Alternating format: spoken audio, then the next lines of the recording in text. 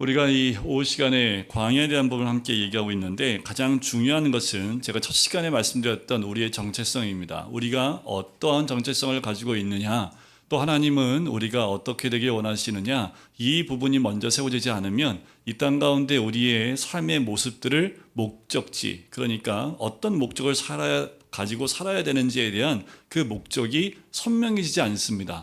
우리가 교회 열심히 나와요. 교회 왜 나오십니까? 우리가 예수님 왜 믿죠? 자, 이런 질문들이 우리 가운데 있어야 됩니다. 믿음이 뭘까요? 예수님 십자가 왜 죽으셨죠? 여기 나와 있는 것들 여러 가지로 얘기할 수 있습니다. 이런 질문들이 우리 가운데 있어야 되고 이 질문 가운데 우리가 여러 가지 답을 성경적으로 할 수 있어야 합니다. 자, 이런 게 없고 그냥 대학 가면 되지. 그래서 대학 갔어요. 좋은데 취직하면 되지. 취업했어요. 결혼하면 되지. 결혼했어요. 그래서요. 우리가 삶의 과정 가운데 우리가 정말 가고자 하는 곳이 어디입니까? 또 어딜 가기 원하시고 또 하나님은 우리가 어떻게 되길 원하시는지에 대한 정확한 그것을 가지고 있지 않으면 우리가 교회를 나오고 있고 또 직장 생활하고 가정 생활하고 여러 가지 생활 가운데 가야 될 방향을 상실하고 그냥 하루하루 그렇게 살다가 가는 인생이 될 수밖에 없습니다. 내가 살아가는데 목적지가 없으면 그냥 방황하는 것밖에 되지 않지요. 광야는 방황하는 곳입니다. 근데 목적지가 없어요? 목적지를 상실하면 끝없는 방황입니다. 하지만 정확한 목적지가 있으면 그 목적지를 향해서 가는 거지요. 그래서 가는 과정 가운데 좀 힘들고 어려운 광야를 걷더라도 별 관심이 없어요. 그거는 하나의 과정이기 때문에 문제가 되지 않습니다. 자, 고3 아이들 이제 시험을 봐요. 요새는 수시가 있고 정시가 있는데 저희 때는 정시 하나밖에 없었기 때문에 중간에 시험을 봤어요. 좀 망쳤어요. 괜찮아요. 뭐만 잘 보면 돼요? 정시 때 시험만 잘 보면 돼요. 자, 과정도 중요하지만 그 과정 가운데 굴곡이 있을 수 있다는 거예요. 그런데 우리가 굴곡으로 들어갔을 때 그게 전부 다인 양 생각하고 있으면 안 된다라는 겁니다. 우리가 가는 목적지가 정확히 있다면 가는 과정 가운데 좀 돌든지 아니면 안으로 쑥 들어간 계곡으로 들어가든지 좀 힘들고 어려운 길을 가든지 우리가 가는 길만 정확히 맞으면 그리고 가는 목적지가 맞으면 괜찮다라는 겁니다. 과정 가운데 상황 가운데 매여 있어서 어떻게 하면 좋냐라고 그 자리에 앉아 있으면 목적지를 향해서 갈 수가 없지요. 그런데 우리의 정체성이 뭐라고요? 우리는 뭐로 만들어졌습니까? 우리는 왜 만드셨어요, 하나님이? 자, 이런 부분에서 우리가 다시 한번 주일날 오후에 졸린 이 시간에 머리를 번쩍 깨우셔야 합니다. 내가 누구지? 내가 금강교회 왜 왔지? 저 목사는 뭐라고 얘기하는 거지? 이거에 대한 질문들이 계속 있으셔야 됩니다. 근데 예배 시간에 질문을 못하니까 여러분들 물음표가 아예 없는 아이들도 있어요. 물음표 없는 아이들은 공부하기 싫은 아이들. 그런데 공부하고 싶은 아이들은 머릿속에 물음표가 뜨지요. 여러분들 얼굴 보면 다 알아요. 이미 포기하고 그냥 이렇게 그냥 가만히 앉아 계신 분이 있고 아니면 이게 뭐지 하고 머릿속에 계속 물음표가 가시는 분도 계세요. 자, 물음표를 이 시간에 다 답을 얻을 수는 없지만 왜냐하면 다들 물음표가 다 다르기 때문에 그래요. 그런데 다들 물음표를 갖는 것 가운데 가장 큰 물음표는 뭐냐면 현재 나의 삶에 대한 물음표가 거의 대부분입니다. 철학자들은 무슨 물음표를 갖고 있을까요? 현실에 별 관심이 없고요. 나중에 대한 물음표를 많이 가져요. 난 누구고 난 어디로 가느냐. 이게 거의 철학자가 하는 질문의 핵심인데 답을 아무도 못했습니다. 왜냐면 죽어봐야지 알거든요. 죽고 난 다음에 무슨 대답을 해요? 못하잖아요. 그러니까 철학자들은 맨날 이상적인 것만 바라보고 나가지요. 어떻게 보면 목사들은 이 이상적인 것만 얘기하고 있는지 모르겠습니다. 여러분들 현실 살다 보니까 이 목적지에 대한 부분들을 별 생각 못하고 현실에 매여 살기 때문에 좀 목적지를 봅시다 라고 말씀을 드리면서 계속 저는 던지고 있는 거예요. 왜냐하면 지금 현실에 매여서 현실이 너무 힘드니까 목적지가 보이지도 않고 생각할 수 있는 아무것도 없는 상태가 되어버리게 되면 그냥 현실에 좌절하고 맙니다. 여러분들 광야는 하나님이 거기서 살다 그냥 죽으라고 보낸 데가 광야가 아닙니다. 광야는 하나의 통과하는 장소입니다. 그 광야는 우리를 훈련시키는 장소지 거기서 천막 치고 장막 치고 힘들고 어렵게 살다가 그냥 그러다가 가 이런 것이 광야가 아니라는 거예요. 그럼 우리는 다 광야를 건너고 있지요. 그러면 현재의 어려움은 통과하는 겁니다. 그 어려움 가운데 묶여 계시면 안 돼요. 사람에 묶여 있든지 물질에 묶여 있든지 어떤 관계에 묶여 있든지 거기에 묶여 계시면 안 돼요. 가장 묶여 있는 것 가운데 오랫동안 묶여 있는 게 부모와 자녀 간의 관계의 묶임입니다. 부모에 의해서 묶여진 그 묶임이 굉장히 오래가는 사람들이 많아요. 그런데 그걸 빨리 그 무게에서 벗어나지 않으면 자유함을 누릴 수 없습니다. 교회 나와도 믿음을 갖고 있어도 계속 그 묶임 가운데서 벗어나지 못해요. 그럼 이렇게 질문을 해야 되거든요. 왜 하나님은 부모에 대한 그 묶임을 나한테 허락했을까?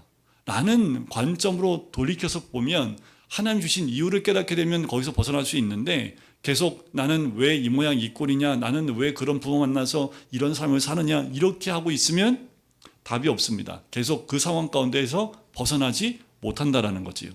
자, 우리가 상황에서 벗어날 수 있는 가장 중요한 물음은 뭐냐면, 이 환경을 허락하신 이유가 뭘까? 왜 저 인간을 나로 하여금 만나게 했을까? 라는 거지요. 왜 그 인간 만나서 내가 이 모양 이 꼴로 사는데 하나님이 이 모양 이 꼴로 살게 왜 허락하였을까? 자, 이 물음의 관점을 바꾸는 순간에 하나님이 나를 누군가를 만나서 훈련케 하시는 하나님의 은혜가 있구나. 그러면 내가 바뀌든 저 사람이 바뀌든 온갖 변화를 하나님이 원하시는구나 라고 생각하고 가시는 거예요. 그러면 하나님이 나를 이곳으로 인도하신 이유를 깨닫게 되는 거지요. 자, 우리는 누구의 형상과 모양을 만들었어요? 하나님의 형상과 모양으로 만들어졌습니다. 그러니까 우리가 다시 회복해야 될 모양과 형상이 뭐예요? 하나님의 형상과 하나님의 모양입니다.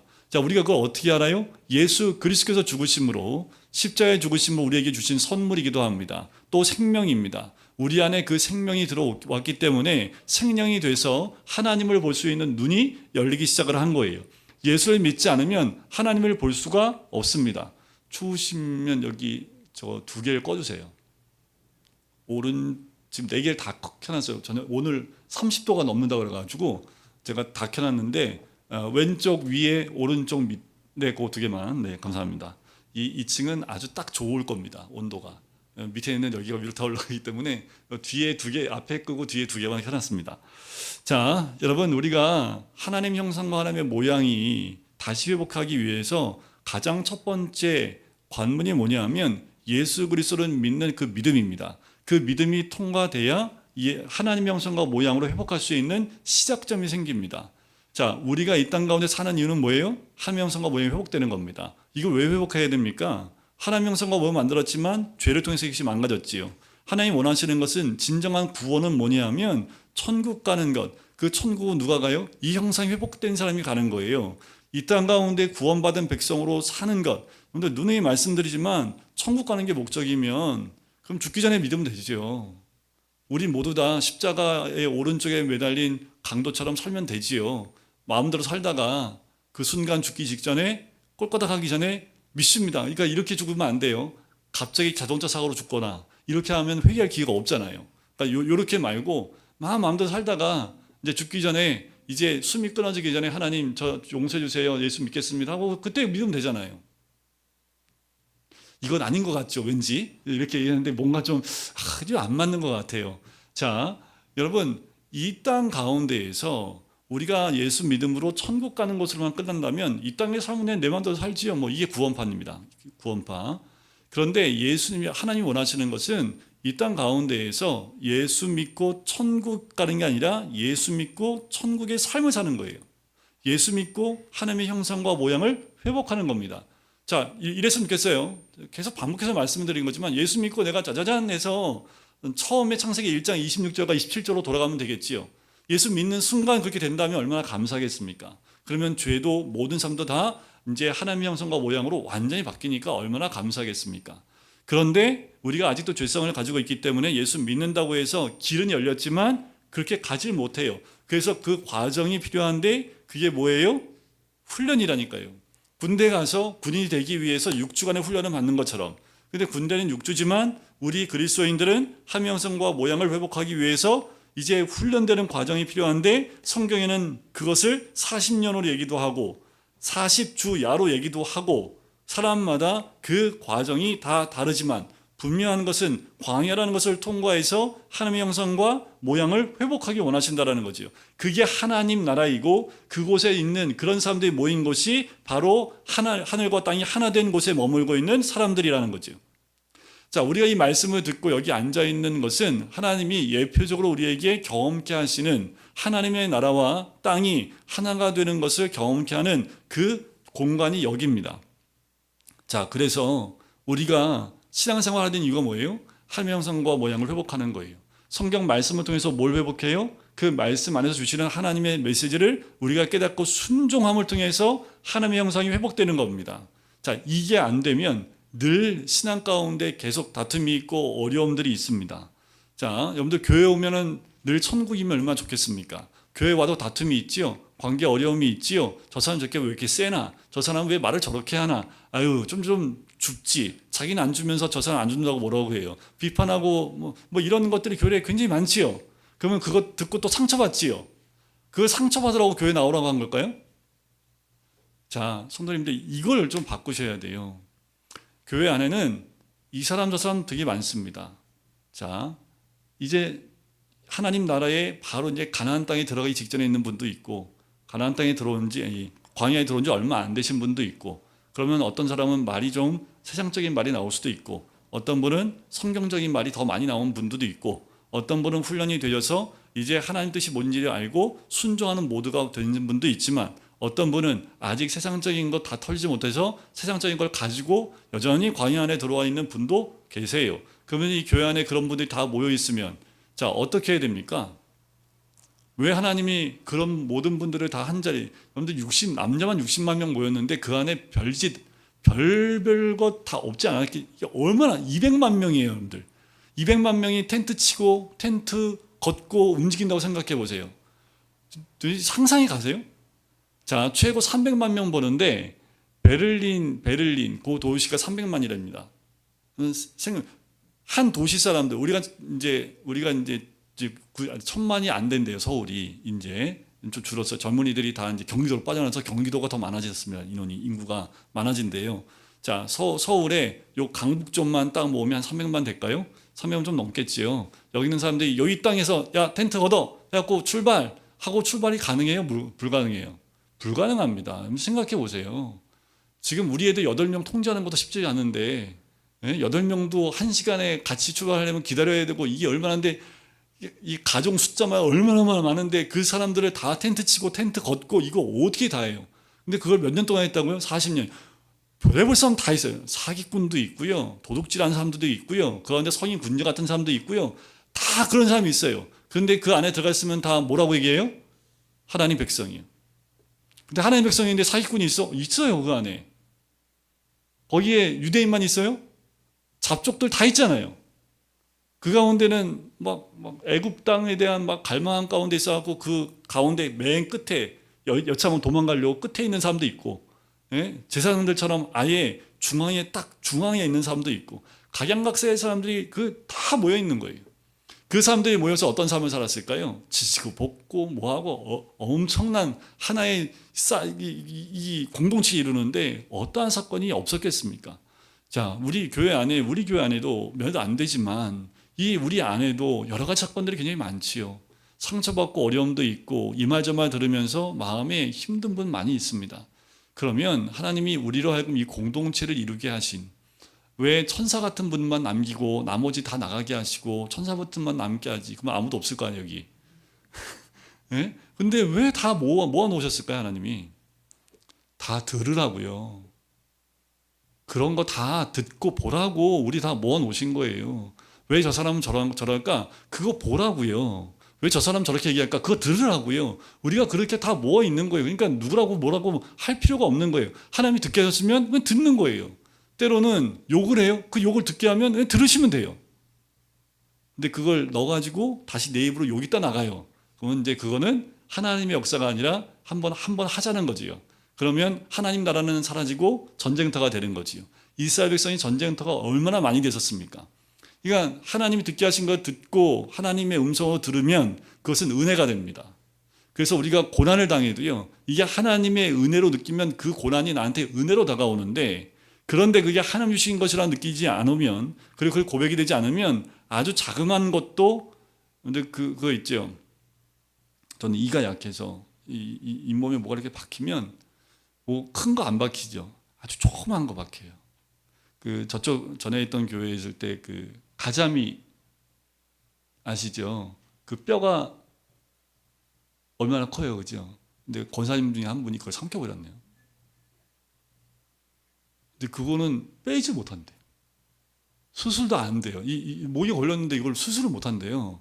그래서 어떻게 했냐면 약으로 조금씩 녹일 수밖에 없대요. 이 박혀 있는데 약을 먹어서 그걸 몇 개월 동안 녹이시는데 완전히 권하님이 완전히 내가 그걸 왜 삼켰을까? 내가 그걸 왜 삼켰을까 하면서 밥을 드시는데 식사를 제대로 못하는 너무 아프니까 아주 그냥 네 지금도 네 그쪽 가서 거사님 딱 만나면 거기서 저보고 웃어요. 다 녹았다고 그때 얘기를 하세요. 여러분들 우리 몸에 조그만 거 하나만 들어와도 얼마나 우리가 힘들고 어렵습니까? 우리가 이 몸도 그런데 우리 생활 가운데에도 마찬가지라는 거죠. 그런데 그런 걸 왜 하나님이 허락하셨을까라고 생각을 하고 그것이 우리가 경험해야 될 것이면 겪어야 될 것이면 또 내가 품어야 될 것이면 기도해보고 품고 안고 듣고 다 당하시면 됩니다. 그러면 천국이 되는 거예요. 그런데 안 당하고 튕겨내고 똑같이 말하고 똑같이 해주는 그 과정이 되면 여기가 땅이 되는 거지요. 하늘이 안 돼요. 하늘과 땅이 하나가 되려면 땅에서 벌어지는 일들을 어떻게 해석해요? 하늘에서 해석을 해주는 겁니다. 하늘로 해석을 하면 땅에 있는 모든 일들이 하늘에서 다 해결이 돼요. 그럼 이것이 뭐 해야 돼요? 하늘과 땅이 하나가 되는 곳이 되는 겁니다. 자, 광야라는 곳은 바로 그런 거예요. 그렇게 막 지고 볶고 저 인간 이 인간 하면서 들을 거 못 들을 거 다 들으면서 그 가운데 그 모든 것이 하나님의 섭리 가운데 이루어짐을 우리가 신뢰하고 믿고 고백하면 그곳이 하늘과 땅이 하나가 되는 곳이라는 거지. 자, 우리 정체성이 뭐라고요? 하나님입니다. 하나님의 형상과 하나님의 모양으로 만들어진 사람이고 그래서 우리는 생각 자체와 행동 자체가 하나님의 영광 위에 살아가도록 창조된 자들입니다. 그러면 내 삶 가운데 하나님의 형상과 모양이 아닌 것 다 잘라내면 되지요. 그게 조각하는 겁니다. 미켈란젤로가 한 말이 유명한 말이 그거예요. 당신 어떻게 이렇게 아름다운 이렇게 다 조각할 수 있습니까? 그랬더니 그렇게 얘기했대요. 딱 보면 그 형상이 그 안에 보인답니다. 그래서 아닌 것만 깎아내면 된대요. 그러면 완벽한 사람 형상이 나온다라는 거예요. 우리 눈에는요 아무것도 안 보이잖아요. 근데 조각하는 사람들은요 그 안에 정확한 사람의 모습이 그 안에 있대요. 그래서 아닌 것만 깎아내면 된대요. 참 하나님이 달란트를 주셔도 어떻게 참 그런 게 보이는 달란트를 주는 사람이 있고 아무리 쳐다봐도 저건 돌멩이고 사람은 사람인데 어떻게 사람이 돌멩이가 이게 어떻게 돌멩이 덩어리에 사람이 그게 있지? 근데 그 사람들은 그 사람이 정확하게 있는 거예요. 그러니까 아닌 걸 깎는 거지요. 여러분들 광야라는 것이 그거예요. 하나님이 광야라는 데 우리 집어넣어줘서 우리 안에 참 하나님의 형상이 있는 걸 아시기 때문에 아닌 걸 깎아내 가는 과정이 광야라는 것입니다. 그래서 광야 하나님이 이놈의 자식들은 죽어봐 하고 들여보낸 것이 아니라 광야를 통과해서 나오면 다 뭐가 되는 거예요? 하나님의 형상으로 회복된 자가 나오는 겁니다. 자, 광야라는 곳은 그런 거예요.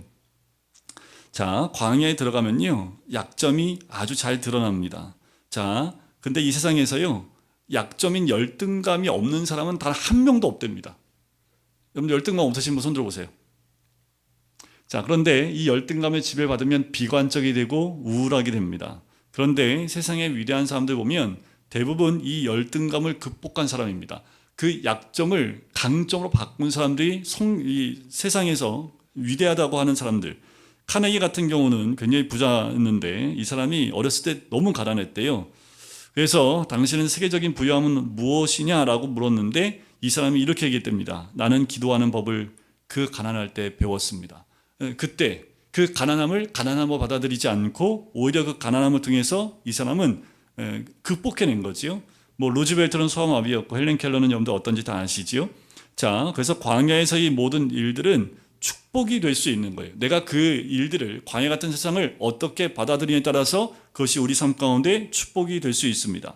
광야는 어떤 곳입니까? 황무지 같은 곳이죠. 뱀이 있고 전갈이 있고 낮에 이글거리는 태양이 있고 저녁에는 찬바람이 불어서 얼어 죽게 되는 곳이고 밤낮 늑대와 여우가 있는 그 곳이 광야입니다. 하나님이 나를 이런 광야로 상황으로 몰아넣을 수 있다라는 거지요. 광야에서 그래서 누굴 만나라는 거예요? 하나님 한 분만 만나라는 겁니다. 광야에 가면 그래서 여러분들 이 광야에서 사람을 만나러 다니시면 백발백중 다 사기당합니다. 광야에 들어갔다 생각하면 누구 만나면 돼요? 하나님만 만나라고 보내신 거예요. 다시 더우면 키면 돼. 보니까 4개 중에 2개만 꺼야 되는데 4개 다 끈 것 같아. 나도 더워지는 거 보니까 2개 다시 킬래? 네. 그지? 4개 다 꺼져 있지? 두 개 켜져 있어요? 네, 그걸 켜고 반대 걸 끄세요, 그러면. 네.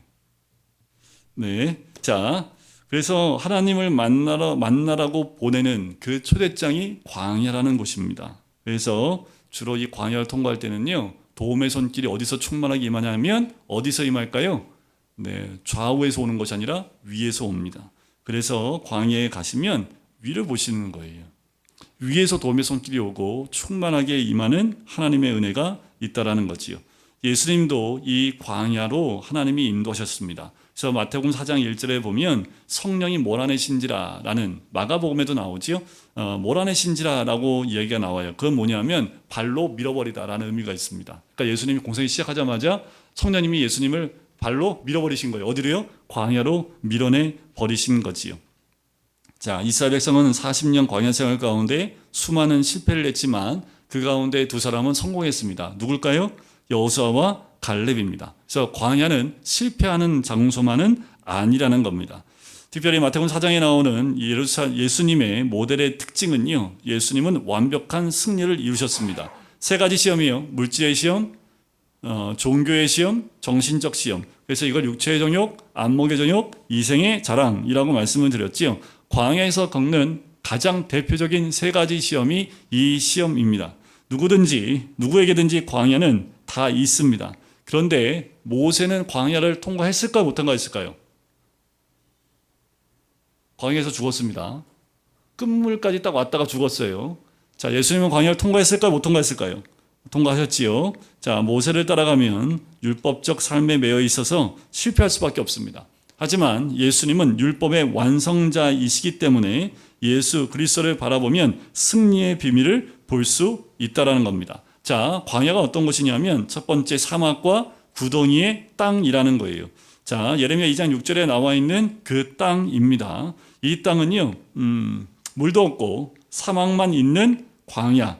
그 사막도 광야의 일부라고 할 수 있죠. 그리고 구덩이 땅, 또 예기치 못한 구덩이에 빠지기도 합니다. 요셉이 빠진 그 구덩이가 어떤 구덩이냐 하면 물을 담아두려고 파놓은 구덩이입니다. 그 구덩이는 깊이가 대략 10m 정도 됩니다. 한번 빠지면 나올 수 없는 구덩이예요. 그런 구덩이가 있는 것이 뭐라고요? 이 광야라는 곳입니다. 두 번째는 건조한 땅입니다. 살 수 없을 정도로 마른 땅, 음침한 땅이라고 얘기를 해요. 가면 죽을 것 같은 땅. 그 다음에 그 땅은 건조한 땅이면서 고독한 땅입니다. 그래서 광야를 고독하다고 얘기를 합니다. 자, 사람이 다니지 아니하고 거주하지 아니하는 땅, 아무도 나를 도와줄 사람이 없는 곳. 그래서 굉장히 고독한 땅, 그것이 광야입니다. 근데 광야에 딱 들었으면 도움의 손길이 다 끊깁니다. 그래서 그러지 마세요. 이런 광야에서 도움의 손길이 다 끊어졌더니 은행하고 거래 터가지고 은행에서 하면 그 은행도 다 끊깁니다. 그래서 요즘에 광야에 딱 들었으면 그냥 신용불량자가 되게 만들더라고요.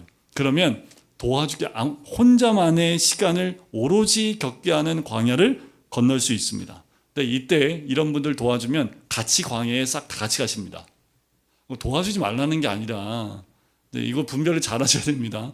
그러면 이제 선을 행하지 말라 이런 의미가 아니라 때론 이런 광야 가운데 있어야 돼서 하나님이 광야를 넣어주셨는데 그 광야를 우리가 너무나 측은해가지고 도와줘서 그 광야에서 나오게 만들면 하나님께서 어라 하면서 같이 싸잡아가지고 그 광야에 같이 넣어주십니다. 그래야지 도움 못 받으니까. 잘 분별할 필요가 있다라는 겁니다. 자, 우선 몸이 아프면 고통이 오고, 고통이 오면 외로움이 오지요. 또 물질적으로 어려우면 마음이 어려워지고 고독이 찾아옵니다.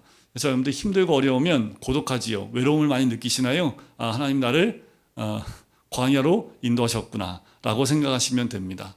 왜 고독하면 그리고 외로우면 우울해지십니까? 하나님이 보내신 그곳을 여러분들이 깨닫게 되면 우울하지 않습니다.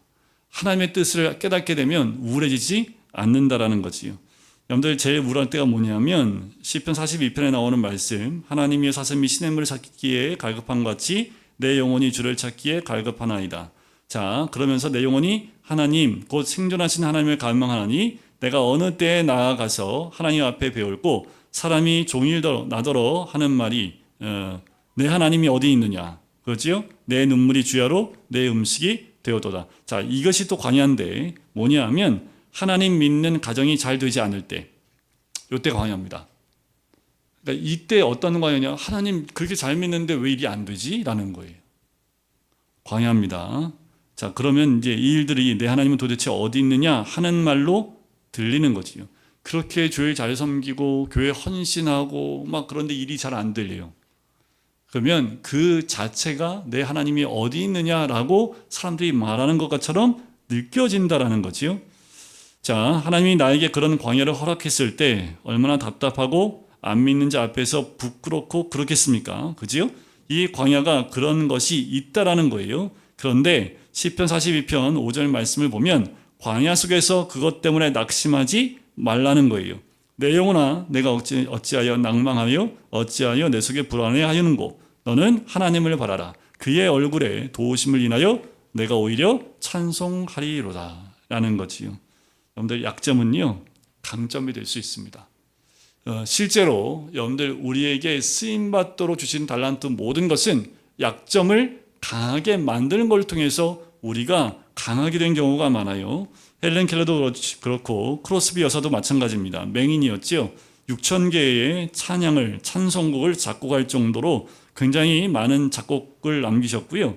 또 이지선 자매를 봐도 우리가 알 수 있습니다. 가장 약한 부분들을 하나님은 오히려 강하게 쓰시는 하나님의 은혜. 그러니까 하나님은요 우리의 체질을 정확히 아시기 때문에 바꾸기를 원하시는 거예요. 하나님이 쓰시지 않는 사람은 있습니다. 어떤 사람 안 쓰시냐면요 교만한 사람입니다. 아무리 능력 많아도 교만하면 하나님 안 쓰십니다. 그런데 능력 하나도 없어요. 그 능력 없음을 하나님께 고백하면 하나님의 가장 강한 손으로 들어 쓰신다라는 겁니다. 고린도전서 10장 13절에 보면 하나님이 우리에게 시험 당함을 허락하시되 감당치 못할 시험 당함을 허락하지 않으시는 분이라는 거예요. 근데 죽는다고 말하지 마세요. 죽는다라는 것은 사단의 거짓 음성입니다. 여러분들 사명 끝나기까지는 절대 죽지 않습니다. 광야는 나를 훈련시켜서 재생산하시려는 리모델링 공장이다 라고 보시면 돼요. 전에도 제가 한 번 말씀드렸는데 교회는 이렇게 얘기하는 거예요. 죄인들이 모여서 하나님이 훈련돼서 쓰임받도록 리모델링되고 새롭게 된 그래서 리폼된 하나님 백성들이다 라고 표현할 수 있습니다. 사람이 다니지 아니하고 거주하지 아니하는 땅, 세 번째지요. 이 땅은 고독의 땅, 씨 뿌리지 못하는 땅, 사람이 없는 땅, 아무도 찾지 않는 자리에 내가 떨어져 있을 때 그때는 이제 하나님의 손길이 예비되어 있음을 기대할 수 있는 땅이기도 합니다. 그리고 네 번째는 위험하고 불뱀과 전갈이 있는 땅. 이게 굉장히 중요한 게 뭐냐면 불뱀과 전갈은 언제 공격하냐 하면 이스라엘 백성이 함께 걸을 때는요 공격하지 않습니다. 왜냐하면 이 불뱀과 전갈은요 진동으로 느끼기 때문에 사람들이 우르르 다니면 그 진동 때문에 사람 있는 곳에 오지 않습니다. 언제 누굴 무냐하면 그 함께 움직일 때 맨 뒤에 떨어져서 혼자 걷는 사람을 공격합니다. 진동이 없습니다. 그럼 100% 공격당합니다. 자, 이것이 또 하나 우리에게 보여주는 것은 함께 가고 함께 전진할 땐 이런 공격을 받지 않습니다. 하지만 그 공동체에서 떨어져서 멀찍이 뒤로 떨어졌을 때 그때 이 공격이 우리로 하여금 다가온다라는 거지요. 다섯 번째가 아말렉이 있는 곳입니다. 아말렉은 애초부터 광야 속에 숨어 사는 족속이라는 뜻을 갖고 있는데요. 이 아말렉은 항상 만나게 되어져 있습니다. 여러분들 분명히 기억하세요. 광야에서 꼭 만나는 것이 아말렉 족속을 반드시 만납니다. 출애굽기 17장에 보면 아말렉이 나와요. 신명기 25장 17절부터 19절에 보면 이런 말씀이 있습니다. 너희가 애굽에서 나오는 길에 아말렉이 내게 행한 일을 기억하라. 곧 그들이 하나님을 두려워하지 아니하고 너를 길에서 만나 너희 피곤함을 타서 내 뒤에 떨어진 약한 자를 쳤느니라. 누굴 쳤다고요? 뒤에 떨어진 약한 자들. 그들을 칩니다. 아말렉은 바로 사단의 세력을 상징해요. 아말렉은 내 약점을 치고 들어오는 세력입니다. 여러분들 약점이 어디입니까? 100% 약점을 공격해 들어오는 아말렉 족속이 반드시 있습니다. 여러분들 내가 약한 데가 어디예요? 여러분들 다 아시죠? 나 이거 약해. 100% 매번 그쪽으로 공격이 들어옵니다. 그럼 그 약한 거 어떻게 해야 돼요? 내버려 둬야 돼요? 아말렉이 계속 공격하게? 아니요. 그 약함을 다시 강함으로 옮기면 돼요. 그럼 어떻게 하면 될까요? 어떻게 이스라엘 백성이 이겼어요? 두 손 들고 기도하시면 됩니다. 이건 하나님의 도우심입니다. 모세와 아론과 홀이 두 손 들고 기도할 때 아말렉을 이긴 것처럼 우리로 하여금 하나님께 두 손 들고 기도하는 기도가 그만큼 중요합니다. 여러분, 내 약함이 있습니까? 미리 기도하십시오. 내 약함. 여러분들 이제 주기적으로 공격해 들어와요. 아말렉이. 한 번 공격하고 이겨내면 끝났으면 좋겠는데 이게 한 번으로 끝나지 않고요. 계속 주기적으로 때로는 한 달에 한 번씩 공격해 들어오는 경우도 있고 좀 나쁜 놈들은 일주일에 한 번씩 공격해 들어오고 1년에 한 번씩. 여러분들 이걸 가만히 분석해 보면 1년에 한 번씩 공격이 들어오는 비슷한 것들이 있고요. 한 달에 한 번씩 공격해 들어오는 것들이 있습니다. 이걸 쫙 분별해 놓고 미리 기도로 준비하고 영적 무장하고 있지 않으면 백발백중 그 공격에 나가 떨어집니다. 반드시 아말렉은 약점을 향하여 공격해 들어온다라는 것. 그래서 아까도 처음에 말씀드렸지만 성공하신 분들은요, 이 약점을 아예 강점으로 바꾼 분들을 봅니다. 그래서 고린도서 12장에도 보면 너의 약함이 강하게 됩니다 라고 하는 사도 바울의 고백이 있는 거지요. 나로 나르게 하신 것은 하나님의 은혜로다 라고 사도 바울이 고백하는 거하고 같은 거예요. 약점이 있는데 이것을 사단이 끌고 가면 열등감이 되고 하나님께서 끌고 가시면 강점이 된다라는 것, 이걸 반드시 기억하십시오. 그래서 교회 안에서 잘하는 것만 하지 마세요. 교회에서 섬김에 뒤로 빠지지 마세요. 여러분들 이단이 공격할 때 누굴 공격하는 줄 아세요? 네. 가운데 있는 분들 절대 공격 못합니다. 왜냐하면 이분들은 너무 바빠. 늘 목사하고 맨날 만나야 돼, 뭐 해야 돼. 그런데 그 무리에서 밖에 있는 분들은 시간이 많아. 그러니까 사단이 가면 만날 수 있는 시간이 많아. 그러니까 요새 신앙적으로 바쁜 게 어떻게 보면 유익한 것도 있습니다.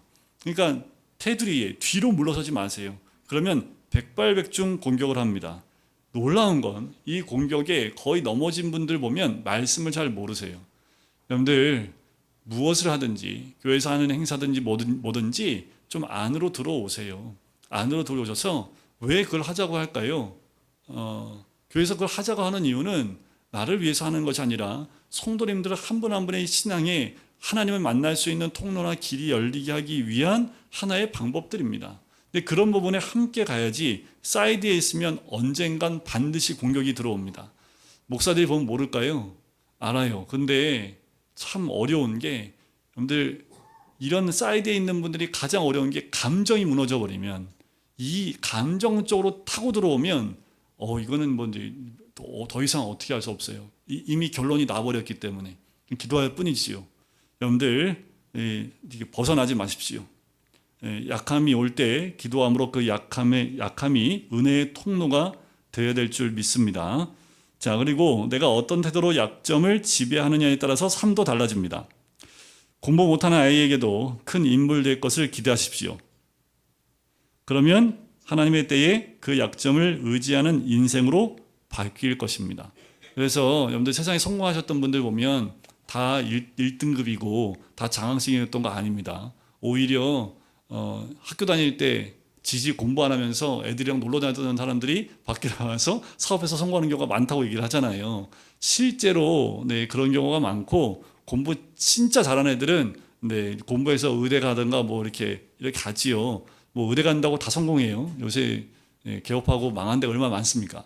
그러니까 이거는 성공하고 그걸 다 떠나서 공부 잘한다고 해서 무조건 성공하는 것도 아니고 공부 못한다고 해서 다 인생이 삐리삐리한 것도 아니라는 거예요. 중요한 건 뭡니까? 항상 공동체에서 마지못해 끌려가지 마시고 앞서 헌신하는 것 중요합니다. 마지못해 끌려갈 때 사단은 뒤에서 친다라는 것 반드시 기억하셔야 합니다. 자, 광야는 하나님이 자녀에게 허락한 섭리입니다.